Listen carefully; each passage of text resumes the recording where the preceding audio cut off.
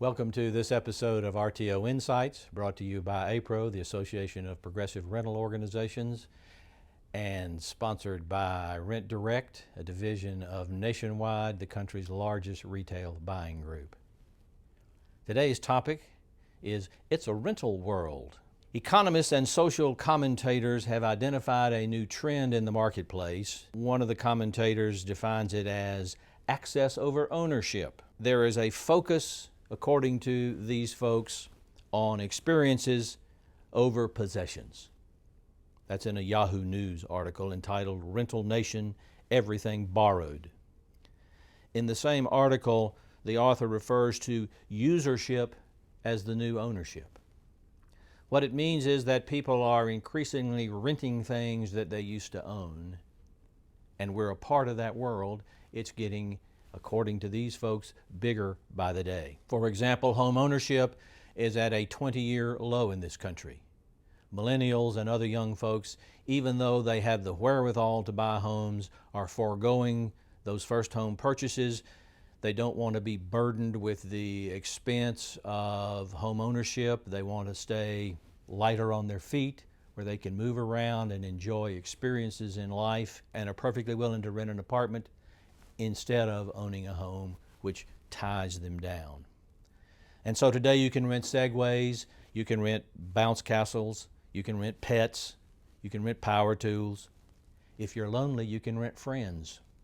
Go to rentafriend.com. The website claims 500,000 members. Fees range from $10 to $50 an hour. You can rent textbooks. You can rent somebody's house, Airbnb. You can rent your own house out if you're not going to be there to somebody that wants to come in town. You can rent baby toys because you just have a limited use for those, 3-6 months, and the baby develops and they need new kinds of toys. You go to babyplays.com. The thesis behind this movement is that the products themselves are not as important or desirable as the experiences and uses that they provide. So you don't need to own them, especially if you're not going to be using them every day. You just rent them. When you rent, according to the millennials, you can get the lifestyle you want on a budget. You all know that you can lease a Cadillac or you can buy a Chevrolet. It is sometimes called the sharing economy. That was the title given to it in Time magazine, this phenomenon. You can rent caskets with removable linings for pre-cremation viewing, $700 a day. You don't have $250,000 for an Aston Martin, you can rent one for the weekend. And if she's not impressed with your Aston Martin, you got the wrong girl. She may go on the date with rented diamonds or exotic jewelry. You can rent those things by the day. There are zip cars for car sharing in major metropolitan areas. You probably belong to Netflix and are renting your movies. You probably have a Spotify subscription and are renting your music. You have children, they are probably renting video games for their Xboxes.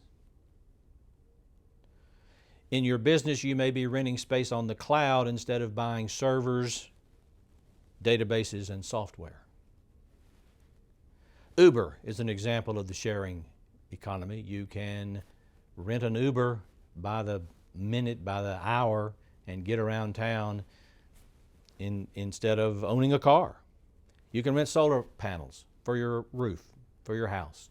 You can rent bicycles. You can rent kayaks. You can rent bear-proof trash bins if you live close to national parks where the bears populate. There's a whole world of clothing rental out there. Men have always been able to rent tuxedos for special events. Today, women can rent maternity wear. They can rent wedding dresses. Go to rentbridalgown.com or unforgettablерentals.com. They can also rent fancy and expensive party dresses if they don't want to have to wear the same little black dress to every party. You can rent blue jeans at usedbluejean.com. They advertise $400 blue jeans. I buy my Levi's at Sears, they cost $20. I'm not sure what you get for $400, but if you don't have $400 to buy your jeans, you can rent them at Used Blue Jeans.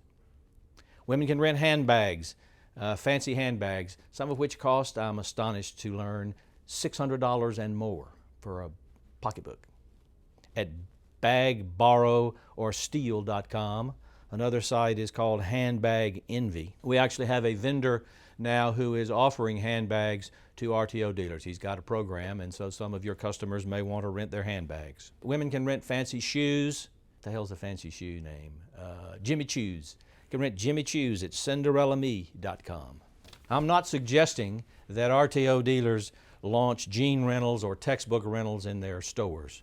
I don't think that would be a good idea. But I am suggesting that the RTO industry is part of a bigger movement toward renting things as opposed to owning things, and I want us to be aware of that trend. It may not be a trend among all segments of the population.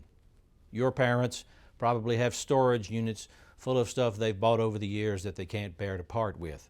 But for the young folks, renting is a new way of life, literally. They are focusing on access over ownership. If you take the time to study this trend carefully, it may give you insights in how better to brand your stores and your internet presence. I certainly would not want rental dealers to abandon offering the necessities of modern 21st century life. That's what made us what we are today, and that trend is certainly going to continue. Those product staples are what drive the rent-to-own business, but it does not hurt to look around at the broad world of renting that is getting bigger every day. Be a part of it. I'm Ed Wynn III, APRO General Counsel. Remember, treat your customers like royalty. They deserve it.